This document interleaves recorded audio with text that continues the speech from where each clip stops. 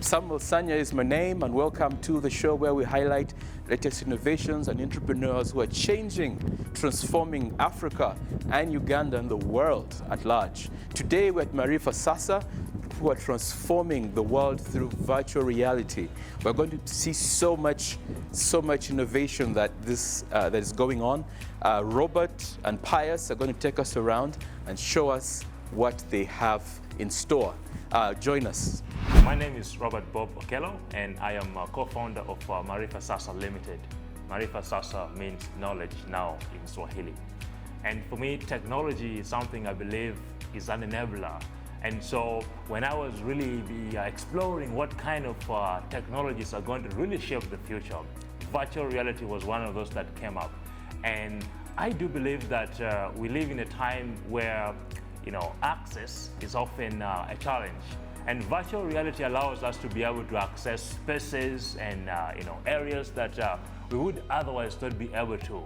I mean, think about being able to go to, let's say, the International Space Center, or you're a geography student learning about different parts of the world. Let's say you're learning about, Victoria Falls in Zimbabwe or New York. Most of our students will never be able to go to those places, at least while they're still students, right? And so it becomes very expensive to actually make such kind of trips. With virtual reality, we flip the entire game and change it completely by bringing those places to the learners. But the application of virtual reality goes beyond just education. In real estate, if you're looking for a house, you have all had that experience walking around the city trying to find the house.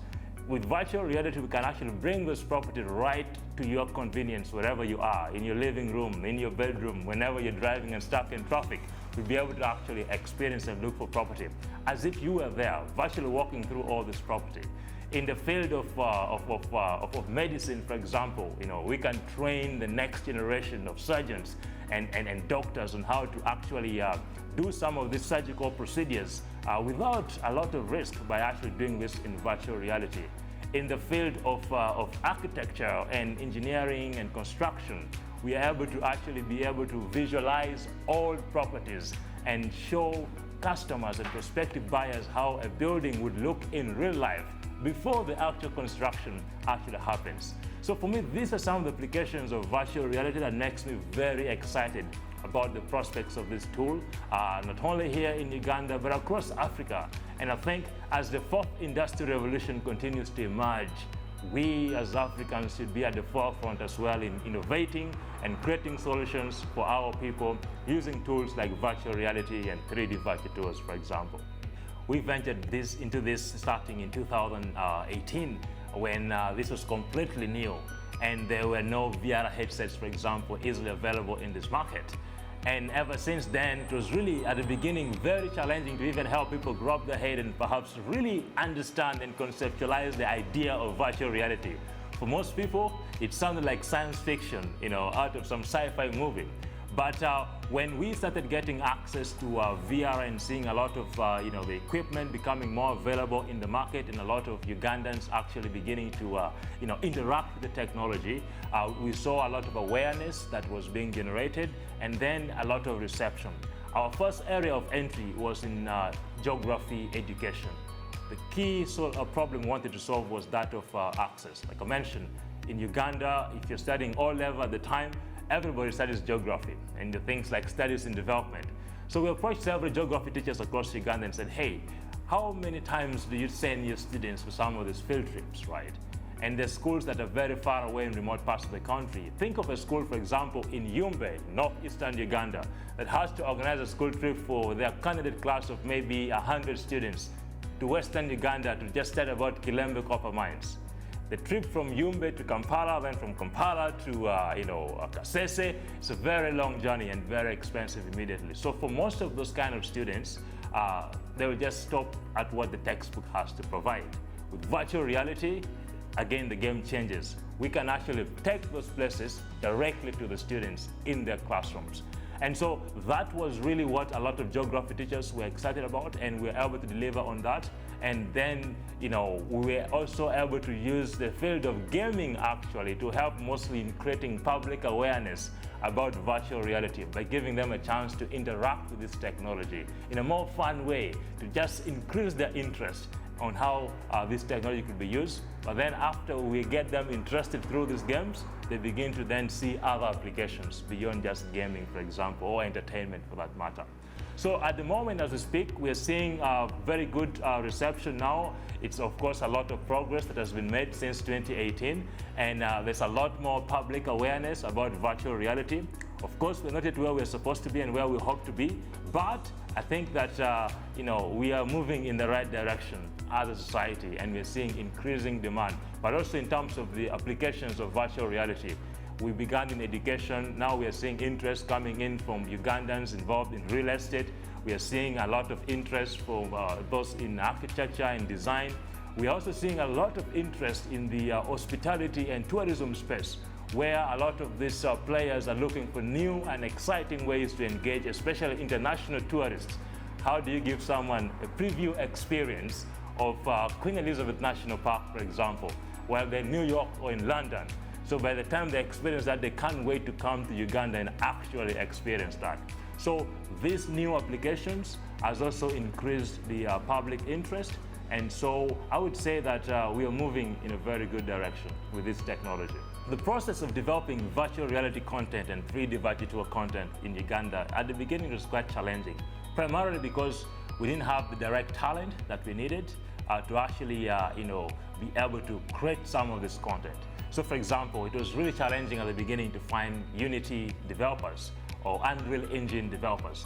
These are two platforms that are very, very essential when you're developing programs for virtual reality experiences, right? And so what we had to do was either train those people on our own or find particular engineers and software developers with transferable skills. So for example, someone that has an experience working with platforms like SolidWorks could easily, that's basically used for 3D modeling and all that, can easily go into Unity or Unreal Engine, which are two main platforms to use in VR development, and actually begin to create things. So at the moment, we have a team that is actually working on creating this content. We have two types of content primarily for two different ways of interacting with this technology. We have the 3D content, which is mostly seeing vast applications in real estate and in tourism, especially those that want to show their accommodation and all these kind of spaces. And then we have the virtual reality content, where we use 360-degree cameras to be able to capture that experience that allows you to feel as if you are there, and then stitch it all together. And this can then be published as programs on a VR headset like this one that you see right here. So that is where we are right now. We have a team of we have a CAD engineer, we have software engineers, and then of course we have a lot of people involved in other digital services specializations within the same value chain of virtual reality development. And all this is happening here in Uganda. Tony Elumelu Entrepreneurship Foundation program was a game changer for us. And as an alumni, I reflect back to my time in the program. There are few aspects of the program that I found really, really remarkable. First of all was the 12 weeks online bootcamp that really was in position to equip me with the skills that I needed to understand the world of entrepreneurship, from business modeling to understanding revenue projections, customer acquisitions, and all these aspects that are very, very critical for any entrepreneur. But secondly, the program also paired us with a mentor that was more experienced in this journey, who had a very deep understanding of the business world. And just benefiting from their experience and their expertise was something that really, I think, put us on the course for success. But ultimately, the $5,000 grant that came after completing the program was remarkable. When we began the virtual reality space, we were just talking to people about it without any headsets. It was impossible to get people to understand this. So one way we utilized that $5,000 grant was actually to acquire our very first virtual reality headsets, which changed the game to us. The people that had no clue and no means of understanding what we were previously telling to them, now we could just go back, give them the headset, let them experience it, and instantly they could now get it. So I think that for us was really the beginning, and without that $5,000 grant, I don't think we would have gotten to where we are at that rate and speed. And so I just want to give my heartfelt thanks as well to Tony Elumelu Entrepreneurship Foundation, and for the remarkable work they're doing across Africa to support young entrepreneurs like me. as we continue to build the future of Africa. Thank you very much, and that's what we've had for you today. Join us again for the next episode. See you soon.